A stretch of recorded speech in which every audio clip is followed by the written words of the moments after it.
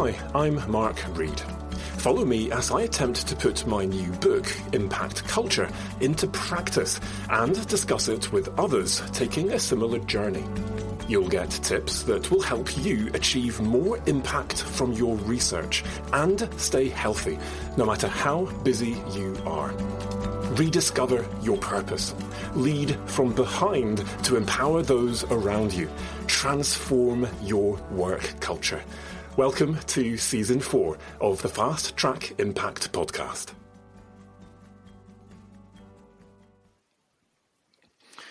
This week we are talking about normalising failure.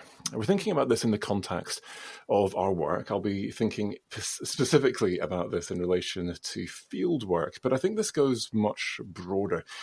We'll be drawing, in this case, from a paper, and I'm very fortunate to have two of the co-authors here with me today. We've got Ruby Annand-Jones from the Fenner School of Environment and Society at Australian National University, and Paris Tuohy from the Australian National Centre for the Public Awareness of Science at the Australian National University. Now, I'll come to both of you in a moment, but the reason that this really caught my eye is not only that I've worked with one of your co-authors, Chris Svitanovich, for a number of years, so that kind of popped up in my alerts instantly, but this is something that I've been thinking about for a long time, and I wrote about in my last book, Impact Culture, because I think it's really important to not only talk about failure and normalise this, because it is normal and it's difficult, but the more we talk about it, the more we realise that we're not alone, that we all experience academic failure, fieldwork fails, you name it. And to create the kinds of compassionate cultures that I believe are necessary at the heart of a healthy impact culture. This is one of the first steps, is understanding that, we're all in this together. This is a challenge, and we can help each other. Remember, compassion by definition is impact, in the sense that compassion is appreciating who this other person might be, what situation they're in, imaginatively taking that step of empathy, and then, based on what we learn, taking action. And of course, there are people around us that we can empathise with, who we can help, who we can take action to help, whether that's to recover from failure or to avoid failure, because we've learned from our mistakes, and maybe there's something that we can share as a result of that. And in this paper, it is rich with lessons. But if you listened to my episode a few weeks ago on why we are made with mistakes, I think this can go deeper in terms of who we are as people, understanding fundamentally who we are, what has made us, and that idea that, I've made it, in that, I've made it because of those mistakes, and that path to whatever it is, wherever I am, where I feel like I've made it, is paved with mistake after mistake that has actually created the person I am, the skills I have, and what I can now do. So I'm going to start, if I may, with Ruby. So Ruby, introduce yourself and perhaps tell us a little bit about why you came to this paper. I'll come to you, Paris, as well. I'd like to hear a bit more about your story in terms of the paper itself. This is a paper about participatory research, and I think anyone who does participatory research will know how often things go wrong. But tell us a little bit about the fieldwork fail and why you decided to write this up as a paper. So, Ruby, over to you. Sure. Yeah, so I'm Ruby. I'm an early career researcher working in environmental social science. I have a background in coastal ecosystem geography and had spent 2 years working in a government agency for international fisheries research. So came to this project as not my first, but one of my very early experiences doing fieldwork, and certainly my first domestic Australian experience doing fieldwork. So definitely went in with lots of enthusiasm, but also not really knowing exactly what to expect. And yeah, came to this paper after heading into a remote Australian community with a 4-person research team. We were doing research on climate adaptation interventions and doing some surveys to measure community acceptability, which is when things went a little bit wrong, and we couldn't get the survey responses that we wanted, unfortunately. So we kind of had to reassess. We were in this remote location and didn't really know what to do. We kind of felt like we'd failed the community as well as the project, the people funding the project. And eventually we were kind of able to pivot and go to a different community to get the responses, but we thought that it would be really useful to write this paper just because of the experience that we went through, especially, which would be especially useful to share for early career researchers, knowing that things do go wrong. And I think Paris and I were really lucky because we had really supportive senior researchers with us, and they kind of helped us through the process. I think we helped them through the process a little bit. And I guess we just wanted to share the lessons with other people. Yeah, and I think your position as early career researchers, both of you, will come to you in a moment, Paris, is significant, because it's all very well for people like me to talk about our failures when, well, yeah, Mark, how many papers have you got? That's fine, you can fail. but failing when this is my PhD, this was going to be that first pivotal paper. We were going to make this massive contribution. This was going to be career defining for me, and now it's not. And I think what I really like about your response to this was that you didn't just have yourself in mind. This was the community that you felt like you were failing. And I think there's a unique added dimension to this when you're doing participatory research, where there is this moral dimension. You're not just doing this to get a paper, to get a PhD, to secure your career. You're doing this for the people that you want to serve. And so I wonder, Paris, if you could tell us a little bit more about, so what was the kind of the moment when you realized this is not going to work? So you're trying to do these surveys. Why couldn't you get a sample? And tell me a little bit more about that decision to pivot. So first of all, Paris, over to you. Explain who you are to start with. Sorry, do introduce yourself, please. No problem. So I am Paris. Like Ruby, I'm an early career researcher as well. I'm currently doing my PhD at ANU at the Centre for Public Awareness of Science on knowledge co-production. But I've got a couple of years doing kind of participatory research as well. So during my honours thesis last year, I did community surveys in a remote Australian town as well. And I'm based down here in beautiful Hobart.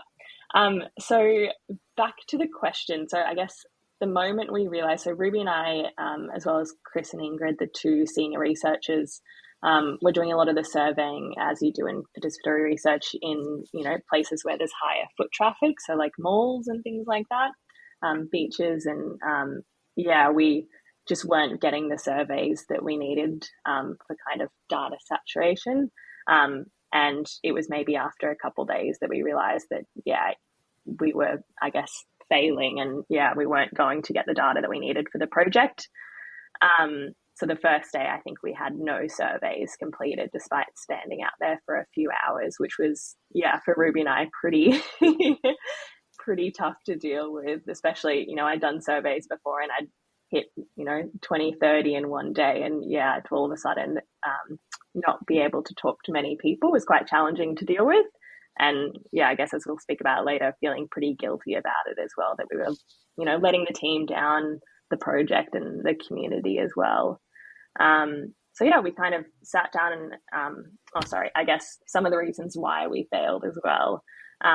We were doing it, as I mentioned, in kind of malls and things like that.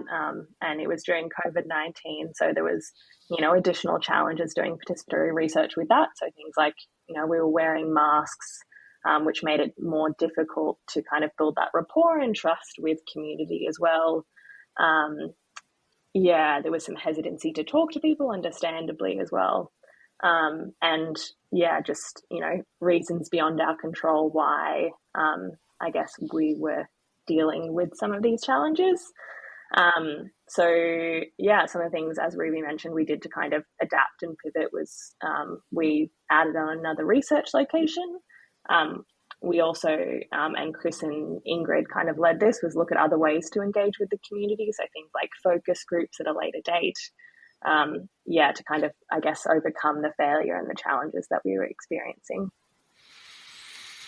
Yeah, great. So things beyond your control, and so often that is the case, which is why it feels so unfair. Why me? Why this project? This time in COVID, and I think there were many people listening who have had their own unique COVID fails, where they're just things that they were meant to be doing that they couldn't do because they couldn't travel or whatever it might be. And really difficult in terms of just that sense of unfairness. I totally get that. So writing this up as a paper. So Ruby, you said that it was partly just so that you could share this with other early career researchers, but of course others like me reading this as well. And learning a lot from this. And for me, I think one of the things that I really liked about this as a paper was the way in which you had sat down, codified this, looked at the literature on this, and it turns out there's a really rich literature and there's some theory, and it was just fascinating getting to engage with that. And I think that as a more senior researcher, it's quite easy to just kind of figure, it will be all right. We've had to pivot in the past, and you kind of almost instinctively kind of have a list of options in your head and lessons of things that you've learned in the past. In fact, just yesterday, I was talking to a team who've got a project in Democratic Republic of Congo, Peru, and Indonesia, and we've just got massive problems with communication, with people saying they'll do things, not doing them, and actually it turns out they've had no power for the last however many weeks or whatever it is. Okay, so no power means no internet. That's why. And how do we communicate with these people? And and I can see my early career colleagues really worried, and I'm just like, we'll be fine, and we'll kind of work it out. But I think just looking at this and codifying this, actually there are really clear lessons that come out of this paper. And so I want to come on to some of those lessons in a moment, and ask you to share both of you, some of the kind of the key nuggets, the things that you found most useful. But before I do that, I'm guessing that there must have been quite a few barriers to actually writing a paper like this. And I wondered, did anyone at any point warn you off doing this?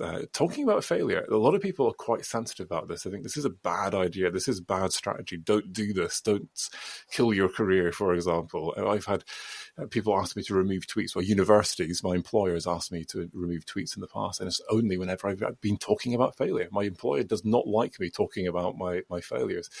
And so I wondered, have you been warned off this? And even if you haven't, I wonder, were there any more kind of internal psychological barriers you had to overcome to be able to actually codify and write this down and share these stories in the form of a paper? Ruby?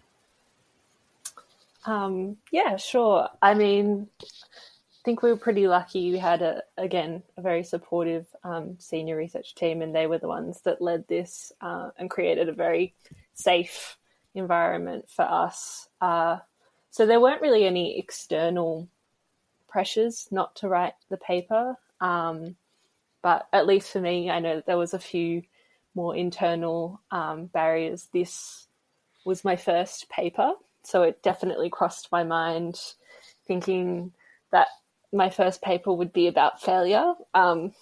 Seemed like a pretty strange thing to do. And also the way we wrote it, we each wrote a vignette about our experiences.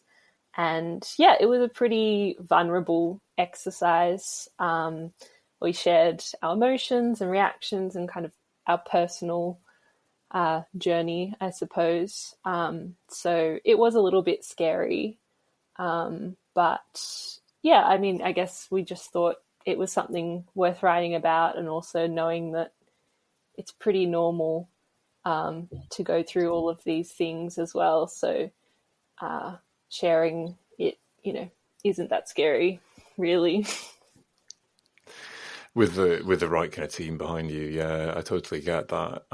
But you overcame that kind of internal barrier. What was it? Was there something that you kind of said to yourself that made you say, yeah, you know what, that might not look how some people might want to see their careers in terms of my first paper, but actually, yeah, it's worth it for these reasons. What was it that helped you to get over that barrier? I think probably it was a little bit about, have you said, that academic culture, I suppose, wanting to oppose that a little bit, of that idea of the perfect academic and only sharing your successes.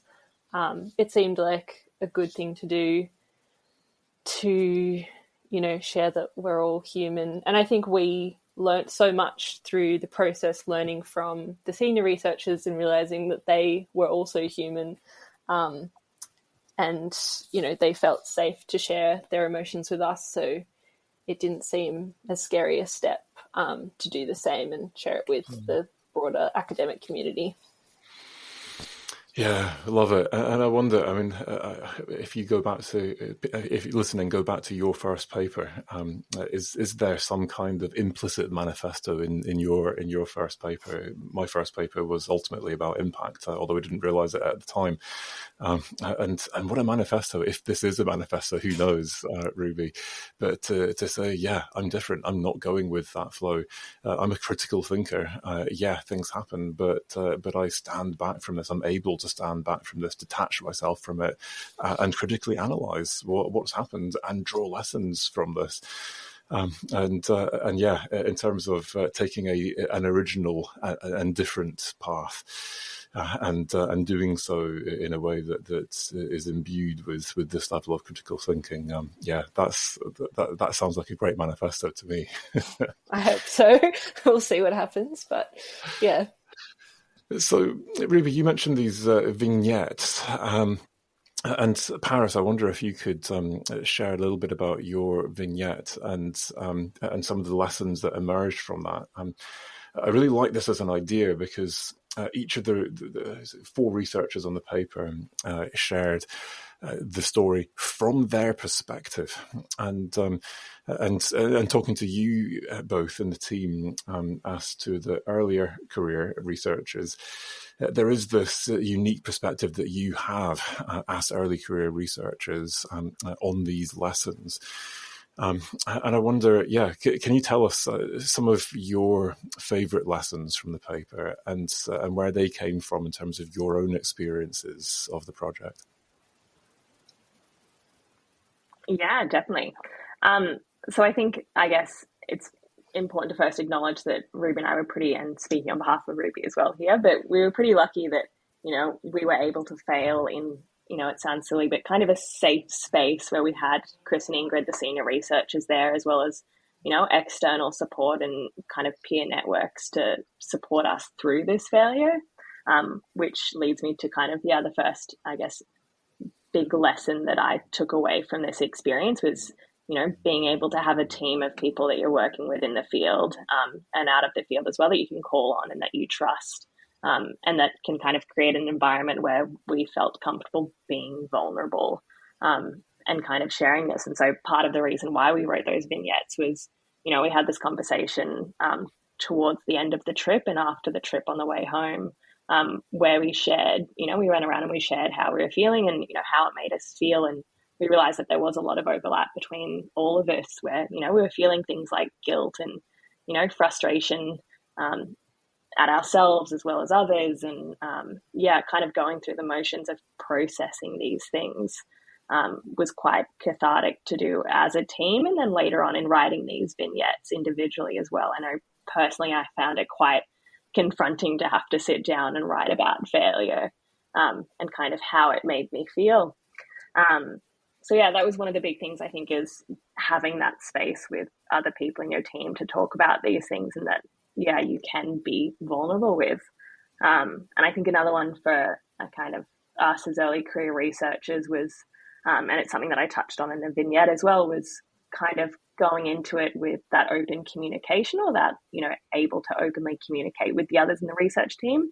And part of that is, having clear expectations. So the first day, as I mentioned earlier, when Ruby and I were surveying, we felt guilty not getting enough surveys. And, once we got back and we kind of chatted with Chris and Ingrid about it, they were like, oh no, these things happen. We'll try again the next day. Here's how we can kind of pivot and do something different. And even though that didn't necessarily work out, being able to kind of, have those expectations is really important. Anything else, Ruby, to add? I think the best or lesson for me was having, as Paris said, everyone being really open and acknowledging and sharing their feelings when we were there and also afterwards. It was just really great to see these researchers, which we both respect a lot, Chris and Ingrid, and seeing them as people who have achieved so much and, are great scientists.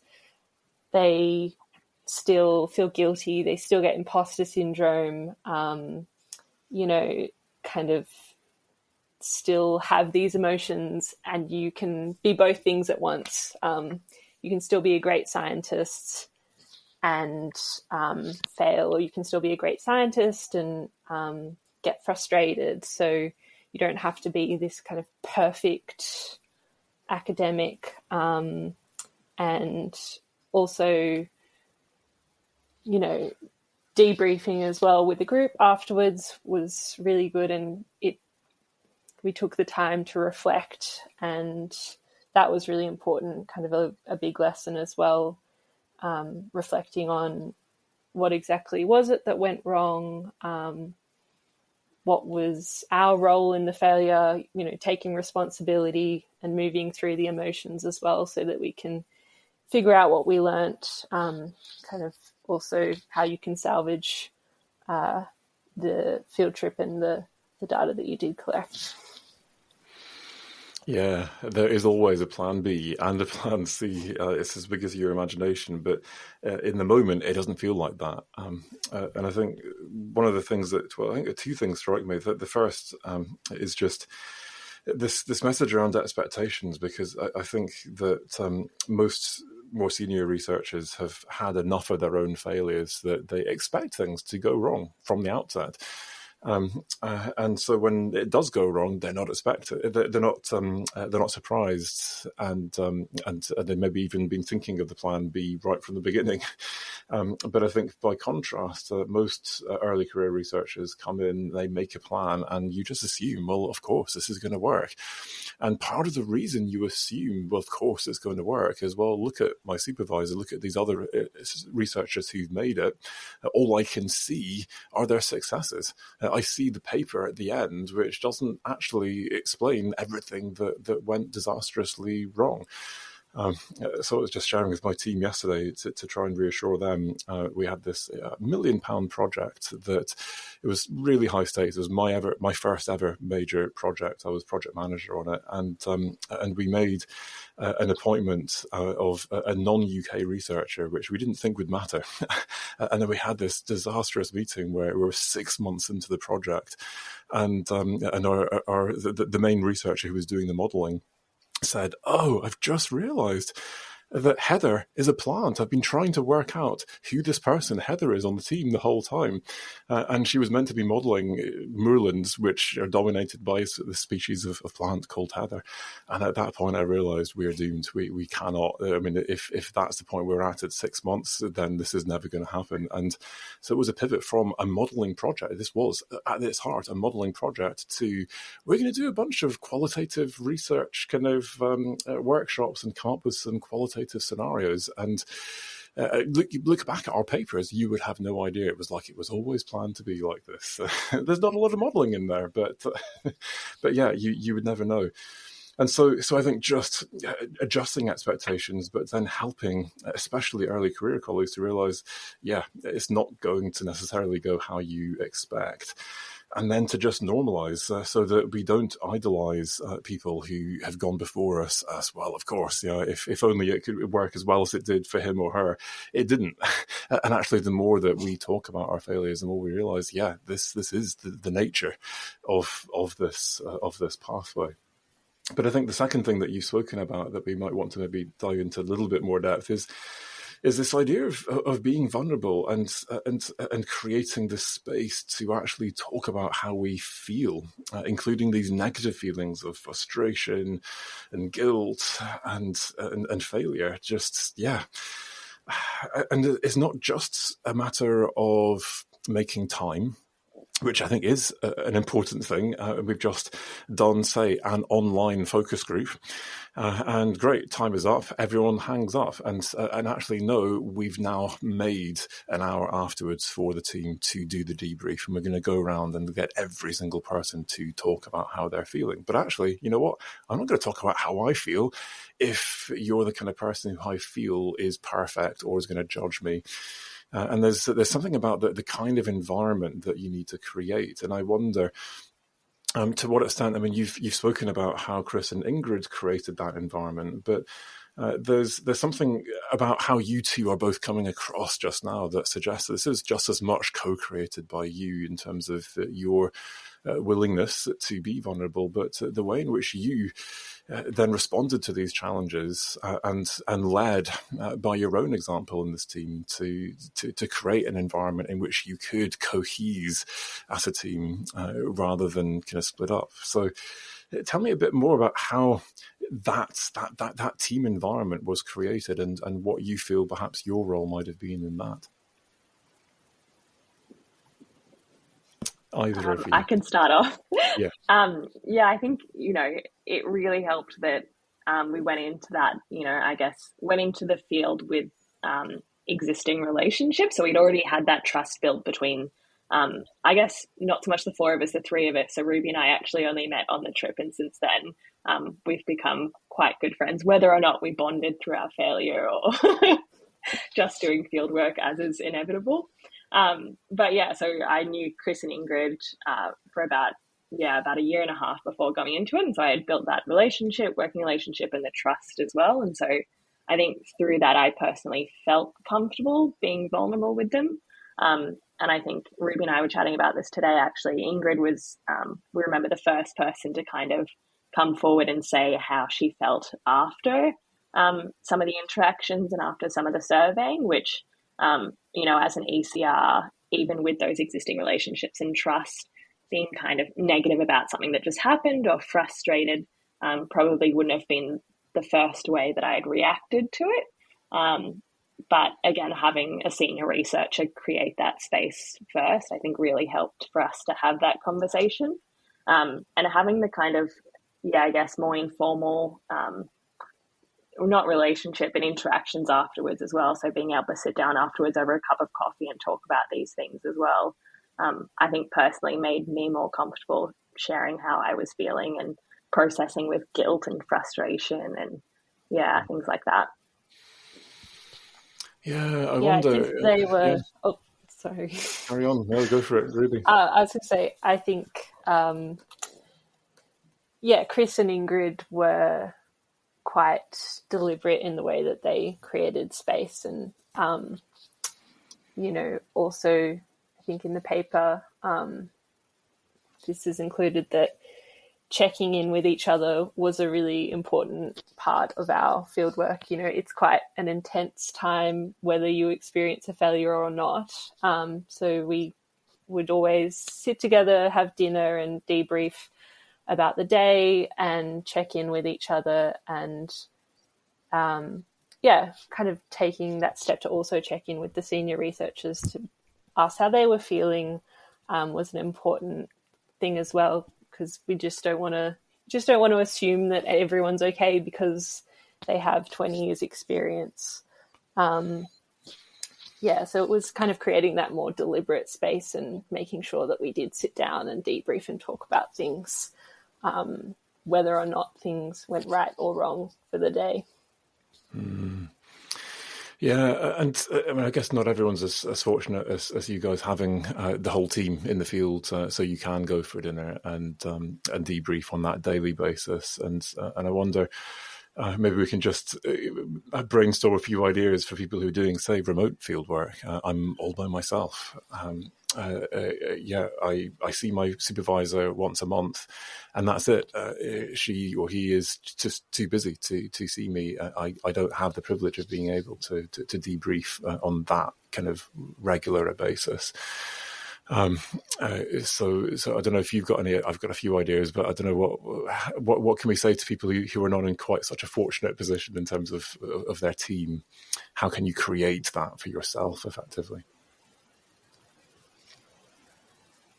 Yeah, definitely. I think especially as ECRs, it's very common for you to either go out in the field by yourself or go out in the field with, another research assistant or early career researcher, and not have the kind of senior researchers there to, I guess, take the responsibility and the lead and the pressure off you as an early career researcher, whether that's dealing with the failure, whether that's being able to pivot and, knowing how some of the processes, financial processes work, to be able to pivot resources to change the field work or whatever the case may be. But I think, having the conversations before you go out in the field with your supervisor is really important. So, setting those clear expectations and talking to them about what they expect. And another big one for me is having those, I guess, whether it's a peer support network, so someone who knows the project or knows the nature of participatory research.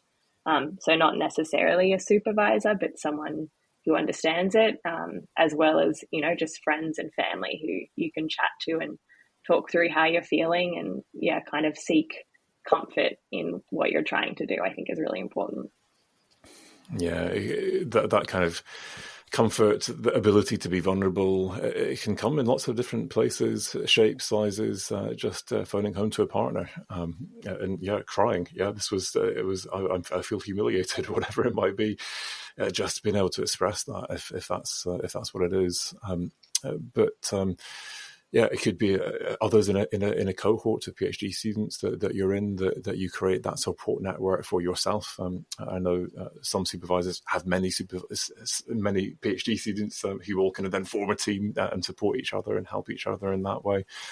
But whether that's kind of ready-made or not, you can do that. It could be a coach, for example. But also that preparation, and that comes back to this point that we made before about expectations. I was very fortunate when I did my undergraduate that we were all told before you go into the field. My undergraduate was tropical environmental science. It was before mobile phones, so there was no way of getting back in touch with any supervisors at any point. We were all told you have to go with a plan B and a plan C because it will almost inevitably not work. And a bunch of people went, and the plan A, plan B, and plan C didn't work. But that cognitive process of just with our supervisors working out, well, if that doesn't work, then what do you do? And then it was like, I had my supervisor in my head going, and that didn't work either. So now what do I do? And that sense of, well, there must be a plan D somewhere if I can just imagine it. So I think there are lots of things we can do. So coming to the end here, and I'm wondering how this has reframed how you define and deal with failure more broadly, because of course we fail in every aspect of life. It's just part of being human. And I wonder, how has this experience shaped your perceptions? Maybe, Ruby, can I come to you first on this? Sure, yeah. I think, going through the fieldwork experience and especially doing lots of reflection through writing this paper has just reinforced failures, I guess, as a real learning experience and an opportunity to reflect a little bit more about, how and why you're doing science, whether there are things that you need to do differently, and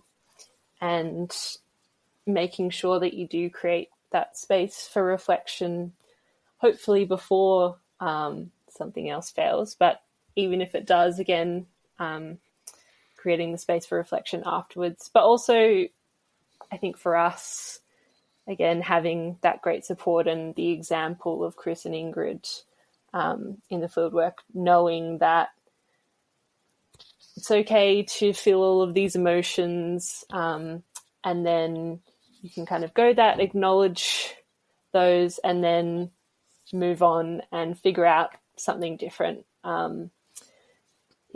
Something will work out, I suppose, is a lesson that I definitely learned, and failure is just something in the middle.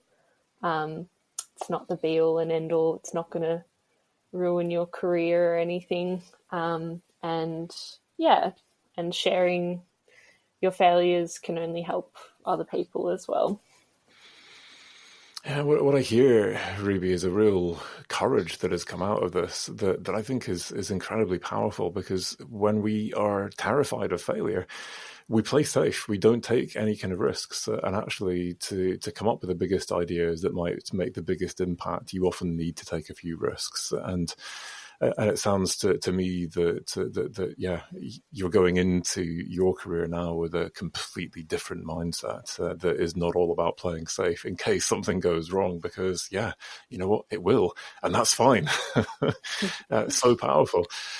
Amazing. So Paris, over to you. I guess just reiterating what Ruby said, like it kind of created the space for us to grow as researchers and scientists. And we're very fortunate to be able to, I guess, experience this so early on in our career, so we can take these lessons to, share it with our peers, but also, if we continue down the track and become supervisors of other students, being able to share, that our first papers were about failure. I think it's, being able to share that with others and share with others that your failures don't define you, and that, if you fail, there's always a plan B, there's always a plan C. And I think before this project, I would have thought that if I failed, it would be the be all and end all as a scientist and an early career researcher. But it's not, and you don't have to be perfect working in academia. And I think that's really important, I guess, for people to acknowledge and recognize, to, I guess, improve the very success-driven culture of academia as it is now. Yeah, I think there is a lot of perfectionism out there, and I think especially some disciplines more than others, but that sense that this has to be exactly right and everything has to be perfect. And if it's not, then it's not just a failure of my science; it's a moral failure. And I think that is our attitude. Then you do get just paralyzed. Well, I just keep polishing, and I'm not going to share this with anyone until this is exactly right. And that's not how you learn. At any point in your career, you need to be able to share drafts, get feedback from your co-authors and such like. So I wonder, any final messages for people listening to this? The broader context of this is, I guess, a bit of a mission. This idea that this is not just an internal learning process for you, although I think that I've actually learned just as much from hearing that internal process as I did from reading the paper. But there is this broader normative goal of normalising failure, which is in the title of your paper. And so whether it's just some personal advice based on your own experience, Ruby, I'll come to you first if that's okay. or this is more about that broader mission. What advice do you have for people listening to this who want to go from this to do something different? I don't know. I guess it's that typical thing of saying that there's strength in vulnerability. And I suppose maybe that's part of our mission in writing this paper, is to encourage others to also, talk about failures, write about them, build networks of people that you can be vulnerable with. And yeah, you can kind of share these things and still be supported and still do great things. But I don't know, it can only make things better if everyone is a little bit more vulnerable about the things that go wrong and the mistakes they make and how they learnt from them. Yeah, totally. Yeah, it's certainly part of my mission on this podcast. So yeah, I could not agree more. Paris. Yeah, I think reiterating what Ruby said, and as well, I guess seeing failure as a learning experience. So not just failing and then moving on to the next project, really facing what went wrong and being, critical in yourself and your work and being reflexive and look at, how you could improve and how you can do better next time. And, hopefully not fail next time, but yeah, really learning from those failures. And yeah. And I guess for supervisors as well, kind of, as we've mentioned, Ingrid and Chris did a really great job of creating space for us as ECRs to talk about it and to be vulnerable. And I think that's really important as well. Yeah, so important. So go and find some space, find someone to talk to about the things that are not going entirely according to plan. And yeah, who knows, maybe you are also able to reframe the not according to plan as maybe it's a new plan, and yeah, take this in a way that can be more transformational, not only to your work, but to your perception of failure. It just remains for me to say thank you. Thank you, Ruby. Thank you, Paris. It has been a real privilege getting this kind of under the bonnet, behind the scenes look to this paper, to your lived experience of this. And I wish you the very, very best of success in the next stage of this project. Enjoy. Thank you. Thanks for having us. Thank you.